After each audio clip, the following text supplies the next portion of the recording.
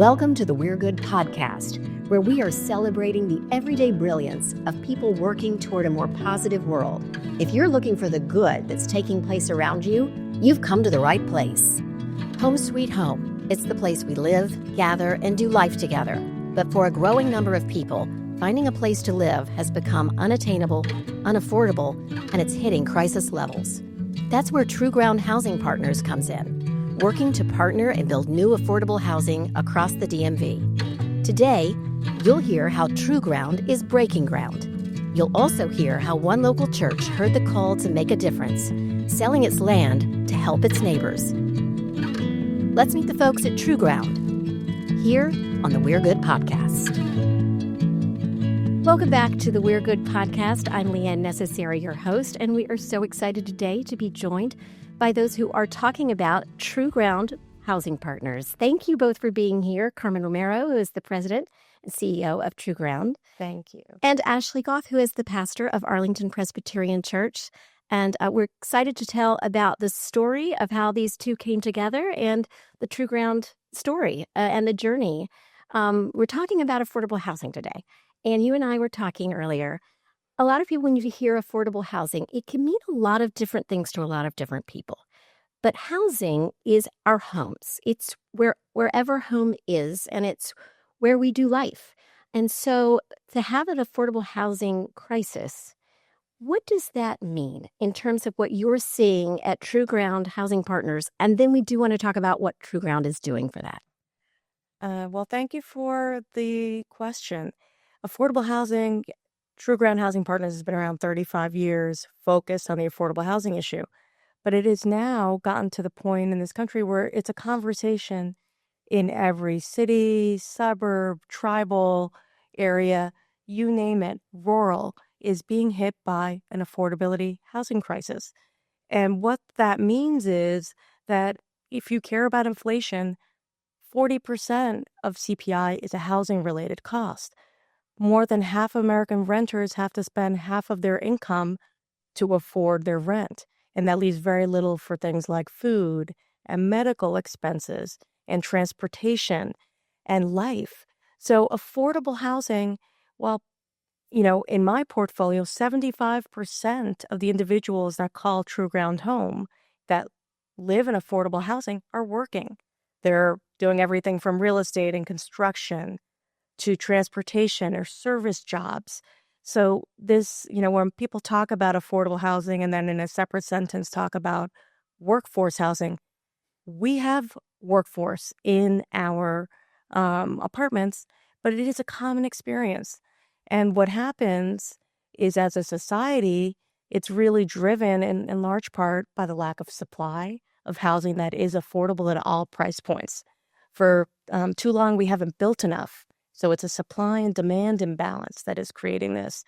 And the folks at the bottom end of wages are the ones getting squeezed out. And that is why year over year, last year, homelessness increased across this country by double digits. And that is only going to increase now and going forward. So affordable housing is hitting us at unprecedented scales. I think the number right now is 7 million homes. We're 7 million homes behind in terms of affordability today. And that is where True Ground comes in. That's right. So explain to those that are listening, what is it that True Ground Housing Partners, and you have a new name. Right. I want to mention that. Yes. We're excited that Thank you. we get to talk about that today. Excellent. Well, we are a holistic approach to how we can address this crisis. We are both building new supply of housing. We have recently grown from just serving Arlington County, the smallest jurisdiction in America, smallest county, to now serving the greater DMV, the District of Columbia, Maryland, and Virginia. And we build new construction. We will take a 1-acre piece of land and transform it into up to 250 new apartments. Wow. And we do that through zoning, through entitlement work, through the capitalization that it takes to take a project from an idea to cutting a ribbon to moving people in and seeing them flourish and grow their families. And that is an amazing part of our work. But we are also the services so that we can help people make the most of their home. That is our vision for transformation. So our job is not done on the real estate front. It is everything from having cohorts so that people can access college. We have, out of our over 5,000 residents, 1,000 of them are under the age of 25. And we have cohorts. I talked to one individual this weekend, got into Virginia Tech, into the Honors College. We helped access that through how do you work on your application? How do you walk alongside of that youth while their parents are working 2 or 3 jobs? You can be that bridge in ensuring that those path workforce development skills. We have a food pantry so that if you have hard times and you need a little bit extra, you can come in, no questions asked, access our food pantry once a week. If you're a senior and you're isolated, you can pay the rent, but there's not enough money for the extras. We can have an on-site dental clinic that comes to you, or we can take you on field trips so you don't feel socially isolated. So it's more than the real estate, because if you're going to make the most of your life, you sometimes need some extra support. So out of our 60-person team, about 20 of them on the real estate side, 20 of them are on this social work, navigator, community building side of the house. And the last part of our work and our philosophy is policy change. So the work that we are doing, I try to spend some time on the national level learning from what's going in California, learning what's happening in New York, what is happening in Chicago, what's happening in rural communities, so that we're at the footsteps of DC, where laws are being made of how to address a 7 million crisis. So we can exchange what are the priorities, what's going to move the needle, and ensure that our data kind of ground up is being infused into those rooms. So it's really, you cut the ribbon, but you continue with the circle. Right. You are making sure that that community is there. And part of that community is where our Pastor Ashley Goff comes in. She's part of the Arlington community and pastor of Arlington Presbyterian Church. And I do think that Ashley and I could talk for a long time about this really cool connection, because Carmen was the one that said, you should talk to Pastor Ashley about their story. So in a nutshell, because we don't have we don't have the hour, but maybe we can another time. But tell our listeners, just our audience, in a nutshell, kind of how Arlington Presbyterian became a partner of True Ground. In 2016, Arlington Presbyterian Church sold the land it was on and its building to True Ground Housing Partners. And that came out of probably a 10-year or so process of the congregation to discern how it wanted to be in this time and place. It was kind of an existential crisis. Who are we? How are we called? What does it mean to be a neighbor right now? And one of the tools that the congregation used, was to go out and talk to neighbors, find out what was going on in people's lives. So they knocked on doors, they rode buses, they set up tables with donuts, and we're asking people about their lives and how was it for you in Arlington County? And the common theme came down to, I can't afford to live and work in Arlington County, and I want to be able to do both. And so the congregation will say that broke their hearts. And for me, I got to the congregation in 2018. I also think those stories drove the will, right? There's got to be a will to do this, because they're incredibly complicated processes. There was a lot of internal dispute in the congregation about if this was the way forward, if affordable housing was the future for the congregation.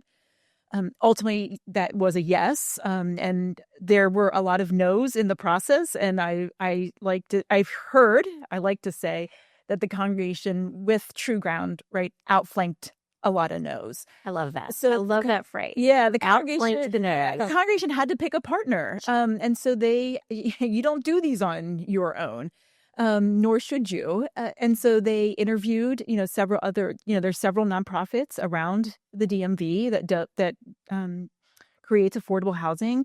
And they interviewed True Ground, and Carmen wasn't CEO at the time, but she was part of that process. And so there was a connection between the congregation and True Ground, the congregation trusting that and feeling that True Ground understood their call, right? The congregation's call and congregation's vision of what it meant to be a church, right? In Arlington County right now.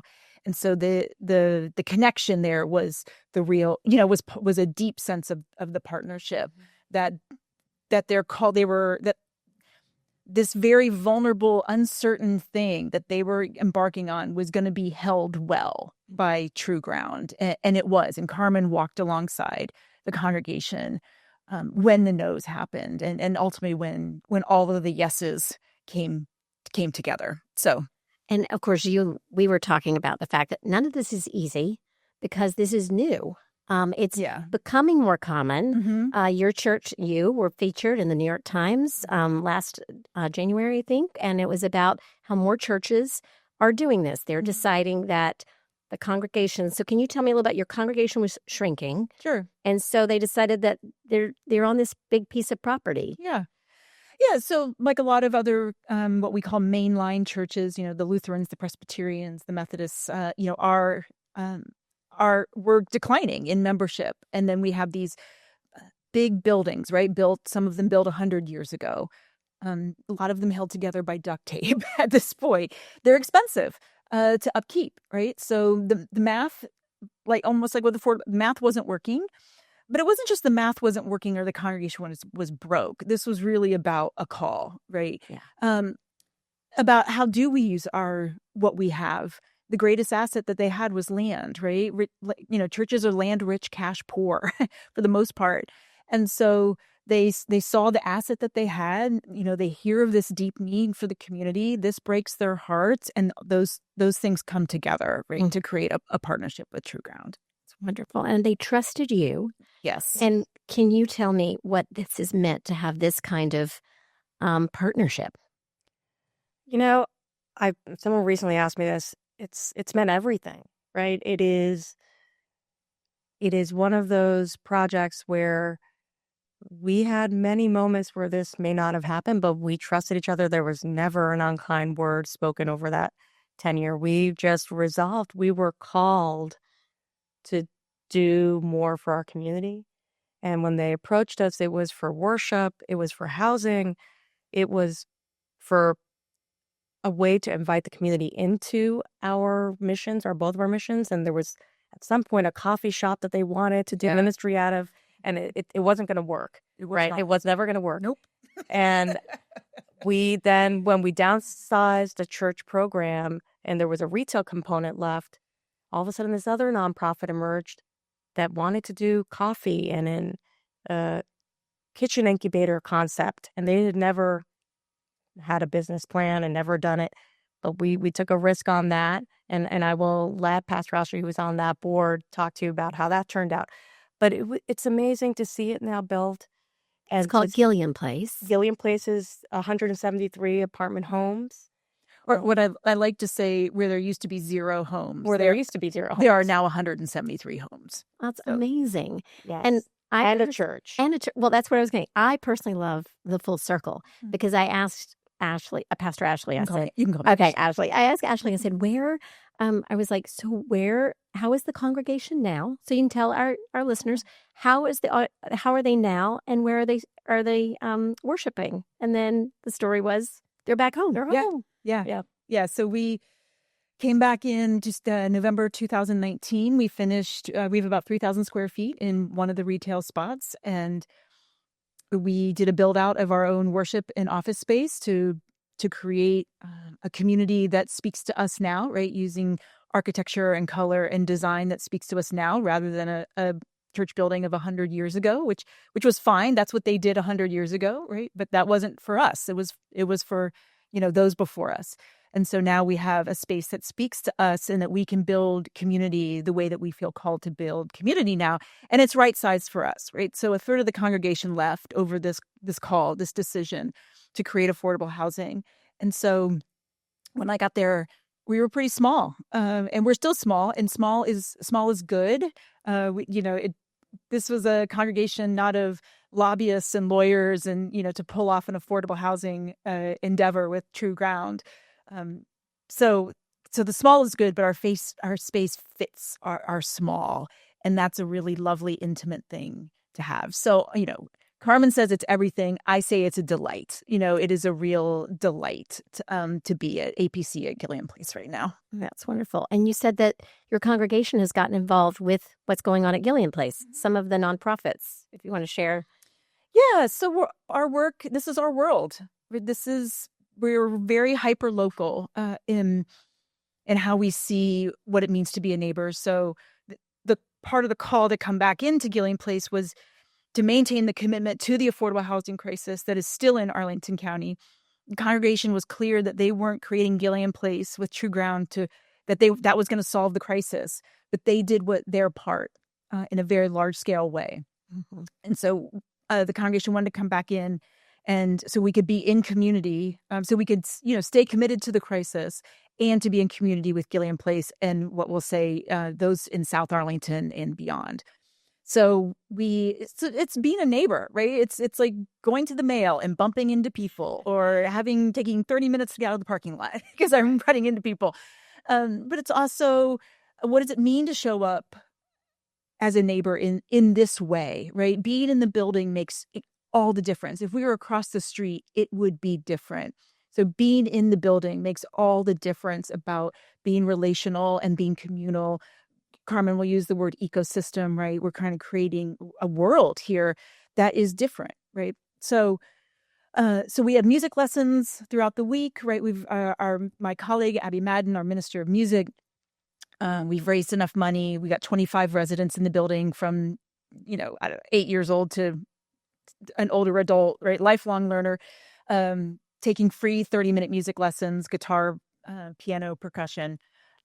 And then we have AFAC, the Arlington Food Assistance Center, that's on Mondays. So we got AFAC at Gilliam Place as a distribution site. It's great. So people can just come down. They don't have to leave their home. It is open to anyone in the county. Is that the one that you were talking about, Carmen? No, that's a different one. Okay. We do that at 4 sites.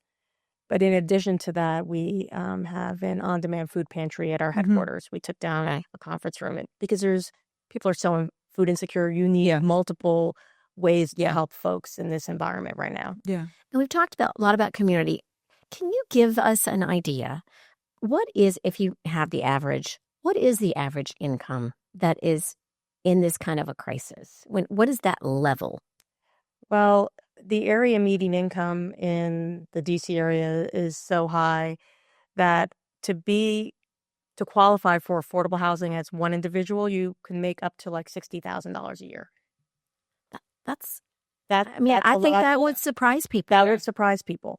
But think of the cost of living, right? If an average rent is $2,000 to live in an Arlington or in a DC, and you do the math, and you have to eat, and you have to pay for medical expenses and everything else, you would be shocked at the number of entry-level professionals in nonprofit that are teachers, that are, public safety, that are transportation, all these essential workers that fuel this area, which is why you have employers like an Amazon that when they chose to have their second headquarters here in the Arlington DMV area, one of the first things they did when they got to town is launch an affordable housing initiative. They set aside $2 billion in their 3 headquarter cities, Nashville, Arlington, and Seattle, to try to show that employers have to play a role in fixing this problem too, because their economy and their businesses will not thrive if there are no places for their employees and the support folks that come with every job for it to work. We need more companies. We need churches to be part of the conversations. We need local government and communities to embrace this with their funding and their programs. But we also need corporations to do what Amazon is doing, is also play a part in this, because it's too big a problem. And we need more folks, more tools in the toolkit to solve a $7 million household deficit nationally. Well, and Gilliam Place is almost an $80 million building. Correct. Yeah. I mean, cash. People are like, well, how do you fix cap? I mean, like, True Ground needs capital. I mean, the math, to do the math has to work in these buildings, or the buildings don't work. Right. The financing, there can be no, there can be no missing numbers, right? And that's a very, very tenuous process to get these built. I mean, the fact that Gilliam Place exists is by God or a miracle or however you want to see it, because they're so complicated, and the capital is needed to make these more accessible and to make them faster, right? Because if True Ground has to keep waiting and waiting, which is what they do, they have to wait, and time everything perfectly, which is what they have to do for all the systems to work.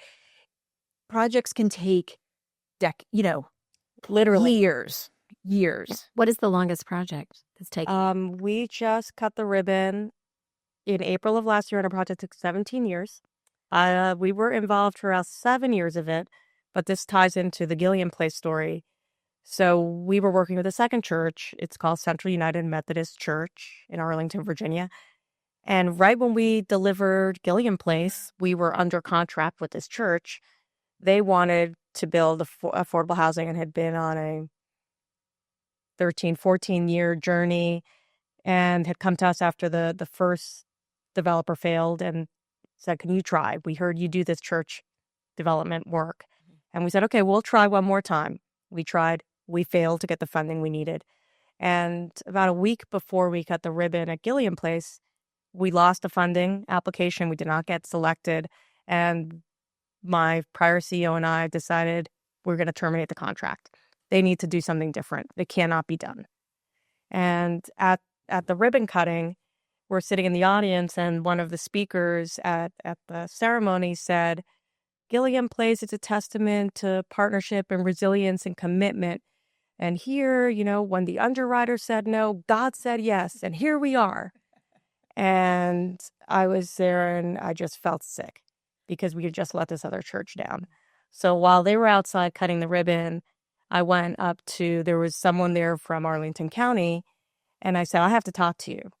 I know we're celebrating, but we just let down this congregation at Boston. They need us. So fast forward, the money, fourth time was a charm, 17 years in. It is now open, 144 apartments. Wow. A 90-child daycare center. It is. Which is another big issue. Another big issue. Huge. Another big issue. You see, you can solve many issues. Mm-hmm. It's very complex. It takes way too long. And we need to work on that because part of it is time costs money. Yeah. And we're in a crisis. We should have a crisis approach to solving the affordable housing crisis nationally. But we have examples. Yeah. It can be done. Oh, yeah. And we have the skill to do it. Yeah. It's a matter of, stepping up with, I think, a blueprint to do it. And it's a bipartisan issue. Mm-hmm. People, there are a lot of things we can't agree with, but I will tell you, governors from red states, blue states, all states care about this issue, which I love. Because in a time today, we do need to work together if we're going to solve this. Because it affects everyone. Everyone wants a roof over their head, and they want a place to call home. Yep.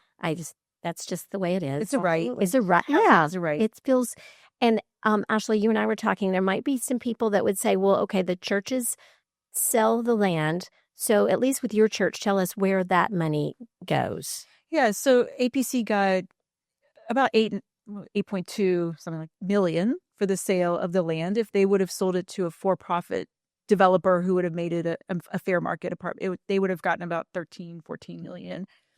So 8.2 million. In the Presbyterian Church, local congregations do not own their land and building. The larger denomination does. So the Presbyterian Church technically owns the land and owns the building. We are all stewarding that land and building on the denomination's behalf. So when we got 8.2, there's no building anymore, right? The money basically is in a trust fund with what's called National Capital Presbytery. That is our local judicatory. So we have access to that wealth with an agreement through National Capital, and that that wealth for us is used to create this vision, this continued vision at Gilliam Place.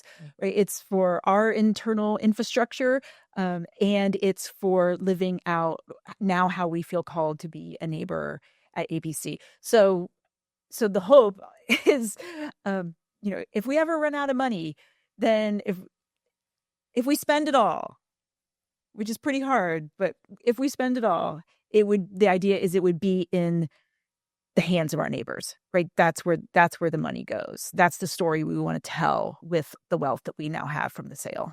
That's wonderful. And of course, as you said, you need more partners to come alongside you in this way, to think, I guess it would be thinking outside the box, right? Absolutely. And I will give you an example of how they've used their wealth that was unexpected to me. And we opened right before the pandemic hit. And Gilliam Place. Gilliam Place. Yeah. Gilliam Place opened right before the pandemic hit. And as you know, that was an unexpected crisis. In many of our residents weren't able to work. Many of them had young children, so they had to stay home because their kids weren't going to school. And there were a lot of federal programs and state programs that rolled out to temporarily help folks stay housed and pay rent. But at one point, they ran out. And our mortgage at Gilliam Place and others were stressed with, how are we going to pay the $70 million of financing that we owe back? Right. How are we going to pay operating expenses, pay maintenance workers and pest and trash and the lights in the common areas, etc.? It was an existential sustainability moment in the housing world altogether. But to me, what I cared about was on the human level, the possibility of having to evict individuals that weren't able to pay rent. Right. And so I called Pastor Ashley and I said, I want to sit down and share with you what is happening, because I don't want you to be surprised when we are, struggling to figure out what we're going to do. And we are not, our mission is to keep people housed. So I just came in to the church and we had a conversation, and it was just as a partner. And I left, and we were both kind of emotional because I just was sick about this. And then I'll let you take the story from here, as this is where you shop. So Carmen's telling me this, and as she's telling me this crisis, I'm thinking the congregation needs to know this, right? This is not for me to know by myself. It's not even for me to communicate to the congregation by myself. So I followed up with Carmen. I said, can you come back and, here's a date. Can you come back and talk to the congregation, tell everybody what's going on? They need to know this. And I think I did ask, how much is Gilliam Place basically holding in rental debt? What's the amount of rental debt that's at Gilliam Place right now? So Carmen gave me that number. So Carmen came with Marquand Jackson, who's the vice president for residential services, and they kind of put it all out there after worship to the congregation. And we had right before Carmen and Marquand talked, we also did our own thinking about debt and what that meant in relationship to our core values that are really important to us. And what did it meant to be burdened with debt? And what did it meant when debt was relieved, right? Was released. Right. And what does that do to not only your bank account, but what does it do to you as a human being, that you are not burdened with debt? Right. So Carmen and Marquand, they put it all out there. And at some point someone says, Carmen, how much do you need? And Carmen's like, well, and I'm like, Carmen, just say the number. And Carmen says $100,000. And so I'm looking at my notes, like what to do next. Yeah. I'm like, well, I turned to a church member. I'm like, what do we need to do? And she says, we need to write a check for $100,000. And, being good Presbyterians, I jokingly said, raise your hand if let's take a vote. And everyone said yes. And I'm like, the motion passed, even though there was no motion. Like, we didn't even ask. And so long story short, we ended up giving $200,000 to True Ground. Wow. They wiped out 4 properties. Yeah. So the $100,000 that went to Gilliam Place. Mm-hmm. And then the other $100,000 went to other properties on Columbia Pike, which is what we are on. And those properties were not only is that in our orbit, and those properties were also holding a significant amount of rental debt.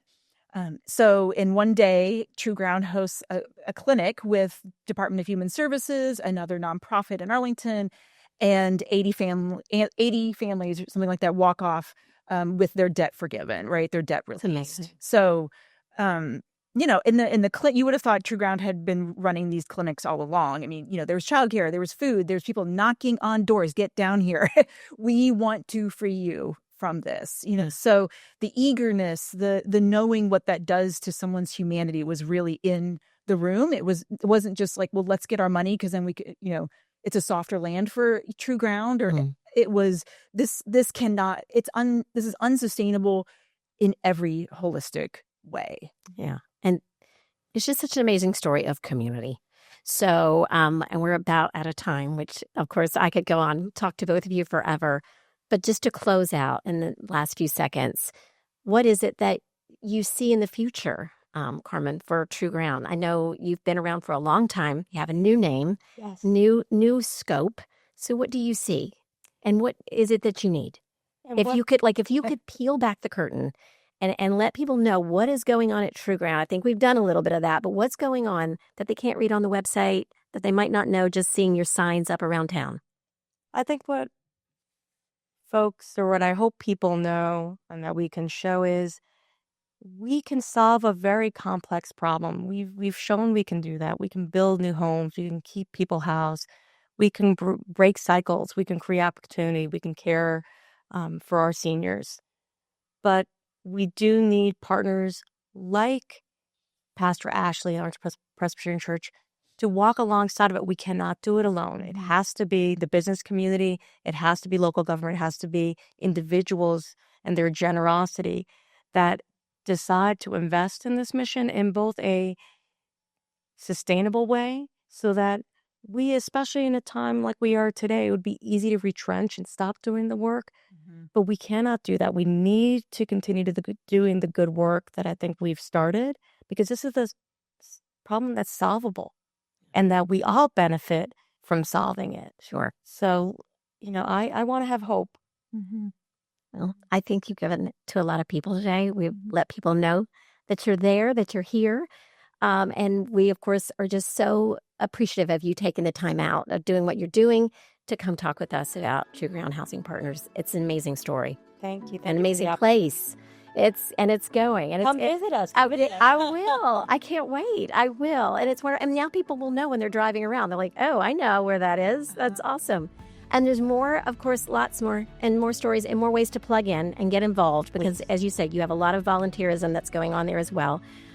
So we want to make sure that everyone knows that they can find more about True Ground Housing Partners on we'regood.net. So be sure and join us, follow us, and click on we'regood.net, because we'll have your story and we'll also have your website so that people can get connected.